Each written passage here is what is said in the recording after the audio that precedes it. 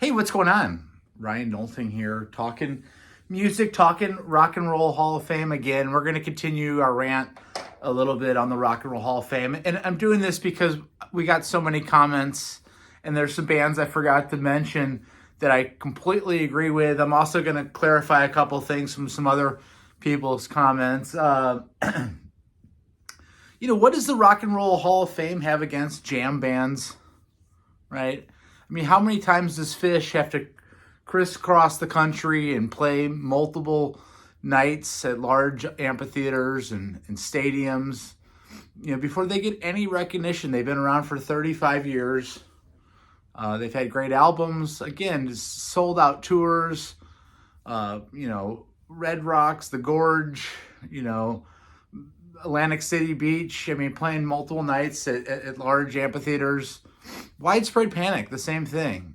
They've been around for 35 years, great albums. No, they didn't have any hits, but they make people happy, and people go on tour with them for a reason, because they're great. They don't even get a sniff at the Rock and Roll Hall of Fame, not even a nomination. Blues Traveler, same thing. Great band. You talk about a talented guy.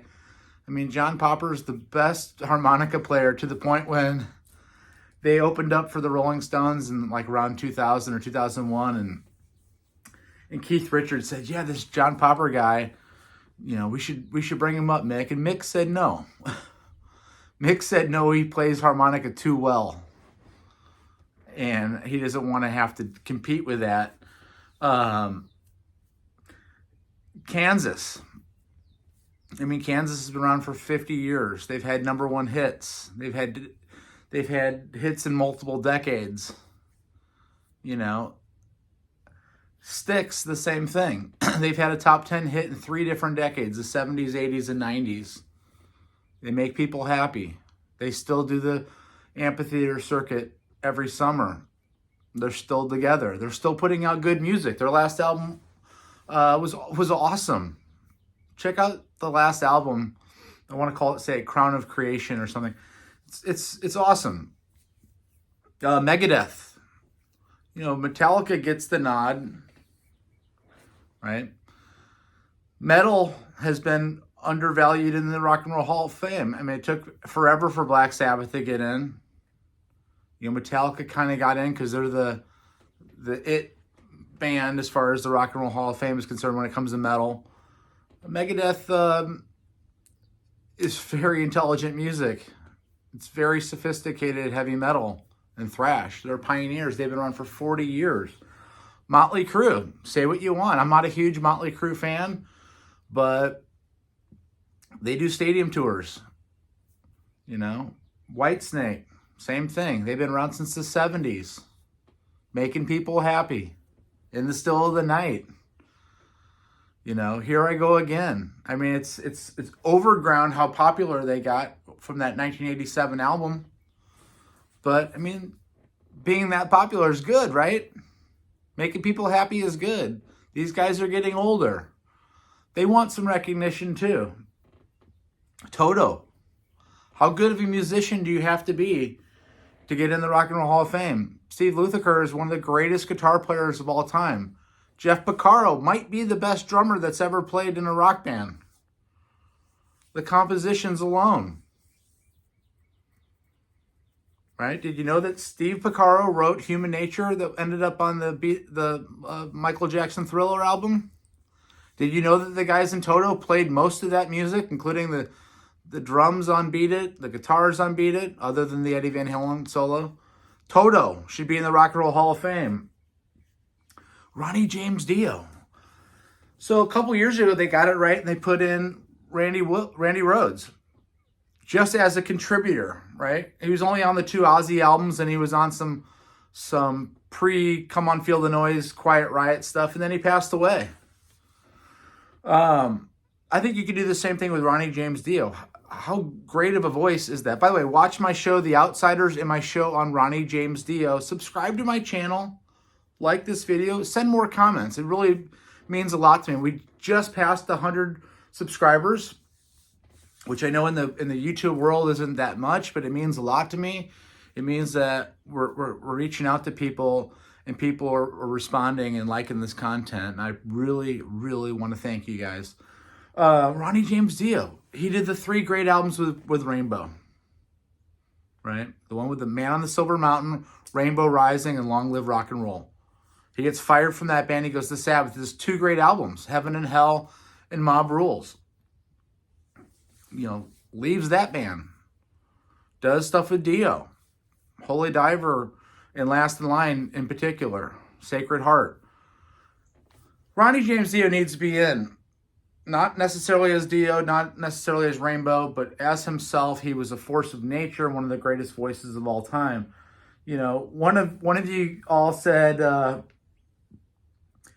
you know, not letting a band like Styx in is like not letting Tom Brady into the rock and roll to the Football Hall of Fame.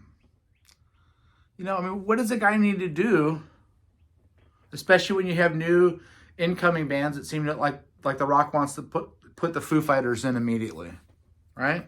They want to put them in immediately. How long did it take Rush and Genesis to get in? How long do the progressive rock bands have to wait? I mean, Emerson, Lake, and Palmer, you talk about talent in a band. Keith Emerson's one of the greatest keyboard players of all time. Carl Palmer is in my top 50 drummers of all time. Watch that show. I think you might like that show. My top 50 drummers. I have a top 50 guitar players I've done too. You know, King Crimson, Jethro Tull. You know, I know some people don't like Jethro Tull or don't like prog music, but you talk about taking rock and roll and elevating it and trying to make it more complicated and harder, and taking chances and sometimes succeeding and sometimes failing by making music complicated and difficult. Let those bands in. At least give them some recognition. Crimson, Jethro Tull, Emerson, Lake and Palmer. Let some of the jazz fusion bands in like Mahavishnu Orchestra and Return to Forever, and Weather Report, and John Coltrane, which we talked about in the video. Clarifying something on Kate Bush that somebody brought to my attention. You know, sometimes I do these videos and I run my mouth and I don't stop and realize that Kate Bush had hits in 6 different decades. 70s, 80s, 90s, 2000s, 2010s, and 2020s. That's incredible. And she's incredibly influential on lots of artists since the 70s. You know, Cyndi Lauper has had a 40-year career. You know, True Colors and Time After Time. Miles Davis in the 80s was covering Time After Time. That's how good of a song and how well written of a song that is, and how legendary. Not to mention her image in her MTV presence. You know, she was groundbreaking in a lot of ways, and I think that she does belong in. And I know and Weezer, somebody brought up Weezer. You know, they've been around for a long time. What more does a band like that need to do? We talked about Peter Frampton a little bit. What more does Peter Frampton have to do? Does he have to have another most famous live album of all time? You know, what point are they going to get it together that some of these Midwestern arena rock bands like a REO Speedwagon or, you know, a Grand Funk Railroad or a Jay Giles band or, you know, again, Styx in Kansas and some of these bands that make people happy and people go out and see every single summer. Loverboy.